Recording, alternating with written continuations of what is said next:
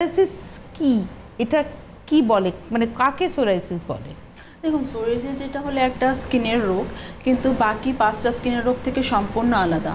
কারণ স্কিন কি হচ্ছে না, যে আমাদের স্কিনে একটা যখন সোরিয়াসিস হচ্ছে খুব স্কেলিং হয়, মানে বাকি রোগ থেকে আলাদা কেন বললাম, সেটা একটা ছোট্ট একটা স্পট থেকে শুরু হবে, আস্তে আস্তে পুরো শরীরটাকে নিয়ে নেয়। মানে সোরিয়াসিস যখন হচ্ছে সেটা হয়তো আমার নেল থেকে শুরু হলো, সেই স্কেলিংটা হতে হতে হতে আমার মাথা অবধি, পায়ের তলায়, হাতে, সব জায়গায় ছড়িয়ে গেল। সেখানে আয়ুর্বেদ যেটা বলছে, আমাদের আয়ুর্বেদ কথা বলে 3টে দোষ নিয়ে, তার মধ্যে যেটা রয়েছে বাত আর কফ, যে মেইন দোষটা রয়েছে, এই দোষটা আমাদের স্কিনে বেড়ে যায়, অ্যাগ্রাভেটেড হয়ে যায়, তখনই কিন্তু সোরিয়াসিসটা হচ্ছে। আর এই সোরিয়াসিস যখন হয়, সেটা কিন্তু একটা আমাদের ভয় থাকে কন্টাজিয়াস কিনা, মানে ছড়ায় কিনা। একদমই সোরিয়াসিস কিন্তু কন্টাজিয়াস নয়। আচ্ছা, আমি যেটা এবার বলবো যে মানে সোরাইসিস আপনি বলছেন না, একটা কোন মানে আঙুলের থেকে হতে শুরু করলে এবং ধীরে ধীরে সেটা সারা শরীরে ছড়িয়ে গেল। এই যে ছড়িয়ে যাওয়া, এটা কীরকম দেখতে হয়?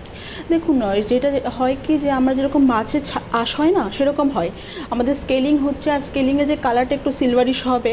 আর নর্মালি আমাদের স্কিনটা একটা মানে স্কিনের যে চামড়াটা আছে, গ্রোথ করতে 28 ডেজ 30 ডেজ সময় লাগে, কিন্তু এটা 10 টাইম ফাস্টার হয়। মানে 3 দিন 4 দিনে বারবার চামড়াটা চেঞ্জেস হতে থাকে, সেটাই কিন্তু আমরা স্কেলিং বলি।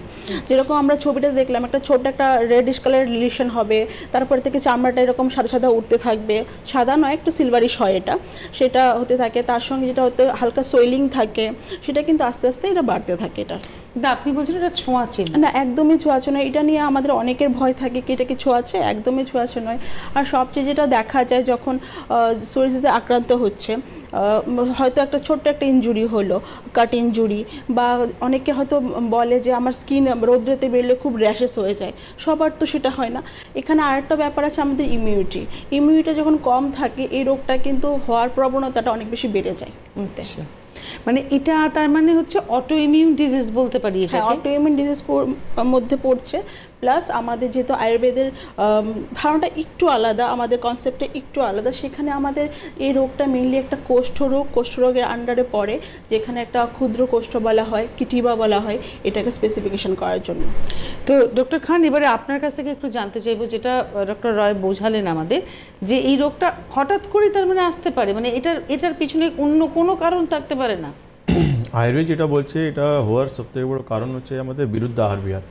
মানে আমরা এমন খাবার খাচ্ছি, যেটা দুটো খাবারই কিন্তু আমাদের শরীরে গিয়ে কিন্তু একটা রিয়াকশন তৈরি করছে, যেটা আমাদের করা উচিত। যেমন আমরা দুধের সঙ্গে মাছ, যেটা আমাদের সবসময় অ্যাভয়েড করা উচিত, কিন্তু আমরা অ্যাভয়েড করতে পারি না। আর অনেক সময় আমরা দেখি যে শাদিতে, বিয়েতে বা পার্টিতে আমরা অনেক সময় দেখেছি যেখানে মানুষ মাছ খাওয়ার পর দই খেয়ে নিচ্ছে।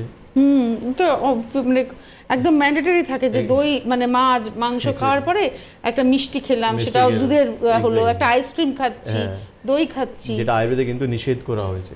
আয়ুর্বেদে কিন্তু একদম বলা হয়েছে। আপনি তো অকেশন বলছেন, কিন্তু আমরা নর্মাল বাড়িতেও, মধ্যবিত্ত পরিবারে কিন্তু দেখা গেল রাত্রে রুটি দিয়ে হয়তো ডিমের তরকারি বা মাছের তরকারি বা একটা মাংস খেলাম, তারপরে একটা পাতে মিষ্টি পড়লো, মানে ওটা আমাদের একদম অভ্যেসে দাঁড়িয়ে গেছে। আপনার অভ্যেসে দাঁড়িয়ে গেছে, কিন্তু এটাই হচ্ছে রোগের কারণ।